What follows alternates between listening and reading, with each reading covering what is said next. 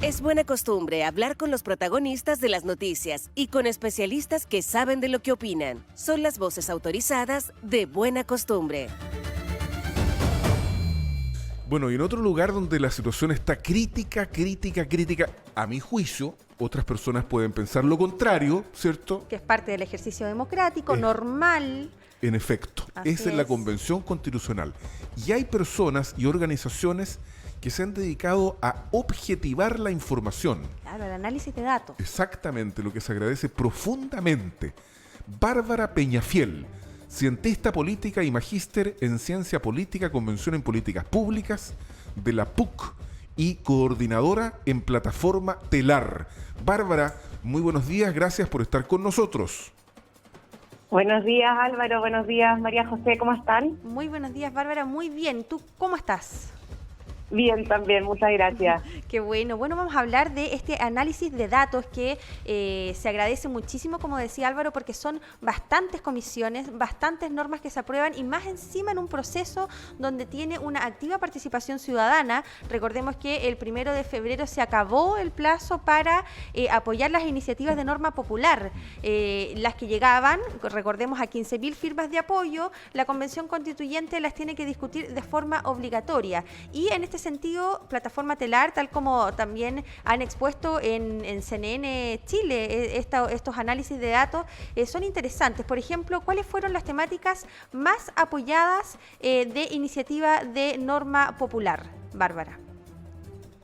Mira, yo creo que primero es relevante mencionar que de las iniciativas populares de norma, hay 77 iniciativas que superaron este umbral en el fondo de las 15.000 firmas y que van a ser discutidas en el fondo por el Pleno de la Convención, lo cual es obviamente un mecanismo de participación ciudadana súper relevante. Y que fue exitoso, porque son 77, es un buen número.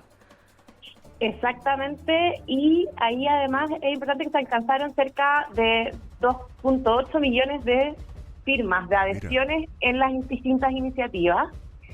Con cerca de 1 millón, ¿verdad? Hablando como de 980.000 personas que participaron en este proceso, respaldando iniciativas. Claro, porque uno podía firmar 4 veces, entiendo, ¿no? ¿Cuántas veces eran? 7. 7 veces. 7. Claro, hasta hasta 7. 7. Hasta 7. En general, como en promedio, se firmaron cerca de 3 iniciativas por persona. Ah, mira. No todos utilizaron en el fondo las 7 iniciativas que tenían. Pero la cantidad de personas que participaron fueron 900.000, lo que también es un número, porque 900.000, digamos, considerando como una sola persona que votaron varias veces. ¿Ah? Claro. Exactamente. Es un buen número. Sí. Y hablando un poco como de las iniciativas que alcanzaron mayor adhesión, la que alcanzó mayor cantidad de firmas es la iniciativa Con mi plata no. Mira. Sí, que busca garantizar un poco como la propiedad de los derechos de las pensiones, de los fondos de pensiones, en el fondo, la libertad de elegir entre instituciones públicas y privadas para la administración de esos fondos. Ahí estamos viendo la gráfica, Bárbara, te interrumpo un poquito, dice top 10 de las iniciativas de participación popular, y ahí tenemos la gráfica para que los televidentes ahí puedan ver también el número. 60.000. Con mi plata no tienen bastantes adhesiones, Bárbara. Exactamente, 60.000 adhesiones, lo cual es un montón de mucho más de lo que se necesitaba alcanzar para que sean discutidas. Y tenemos varias iniciativas en el fondo. Después viene, por ejemplo, en segundo lugar, tenemos la iniciativa que busca mantener el derecho a la propiedad privada y administrar libre estas propiedades y poder elegir el lugar donde se quiere vivir, que es este libre derecho sobre la propiedad privada. Se alcanzó 47.000 firmas también.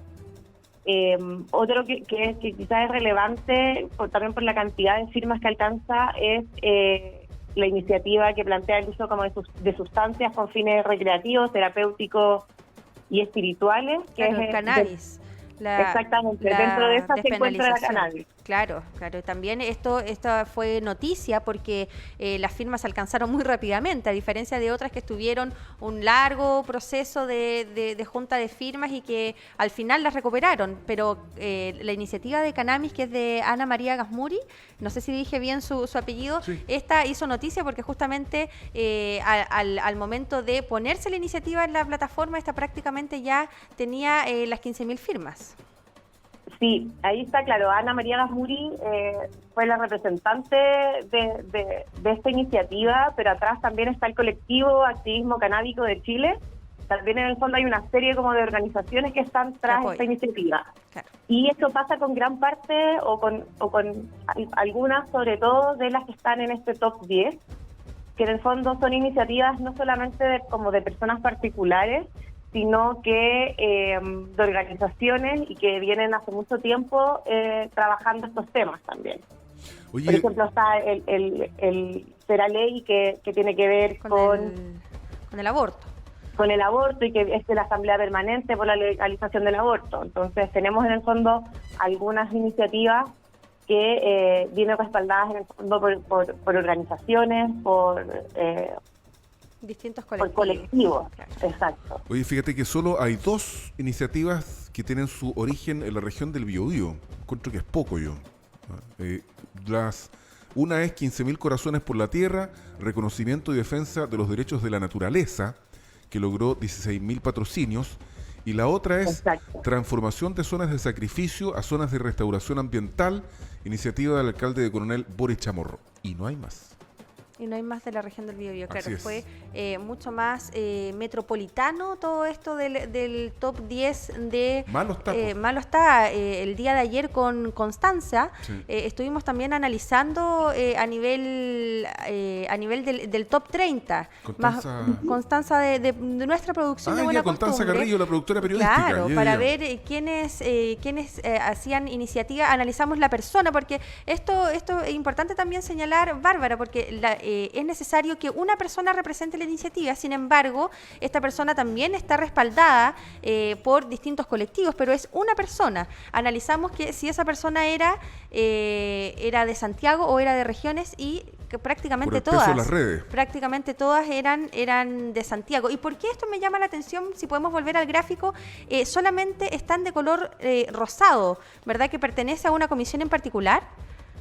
Exacto. Las que están en color rosado pertenecen a la Comisión de Derechos Fundamentales, que de hecho es la comisión que recibió mayor cantidad de iniciativas. Mira. Cerca de 999 iniciativas, de hecho. Fue la que recibió mayor cantidad de iniciativas de las casi 2.500 que se presentaron. Es la comisión que recibió mayor cantidad de iniciativas. Y también lo otro que podemos ver, que es interesante, es que, por ejemplo, entra en este top 10 que antes no aparecía hace algunos días, el tema de medio ambiente. Antes estaban principalmente derechos fundamentales.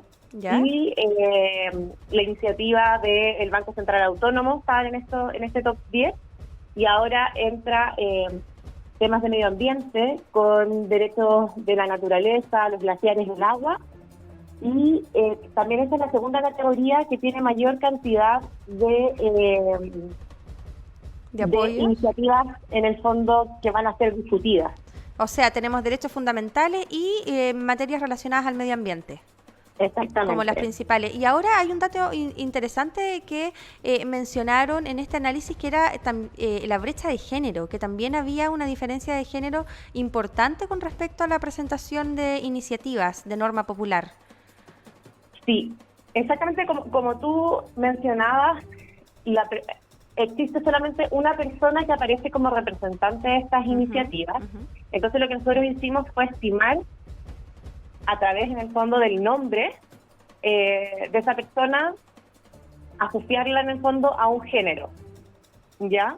Entonces ahí podemos ver que un 73,2% corresponderían en el fondo al género masculino y un 23,2% al género femenino, y hay un 3,6% que no pudimos estimar, dado que no pudimos asociar ese nombre a algún... Claro, a un algún sexo sexo. determinado. Exactamente. Eso es relevante, es una gran diferencia, pero también, como mencionábamos antes, hay muchas de estas iniciativas que fueron presentadas por organizaciones y no solo por individuos particulares. Entonces podemos suponer que tras esas organizaciones también hay mujeres, a pesar de que no sean quienes hayan representado quizás esta iniciativa, no hayan aparecido como representantes. Bárbara. Pero obviamente es un tema importante y que hay que analizar la participación Porque de las finalmente mujeres. se decide obviamente por un representante, si es hombre o mujer, y la mayoría por paliza fueron hombres, y también por paliza fueron de Santiago. Entonces ahí Exacto. hay un sesgo importante en la presentación de iniciativas de norma popular, independiente de que estos tengan un respaldo colectivo. La persona que fue representante de esta iniciativa es mayoritariamente hombre y de Santiago.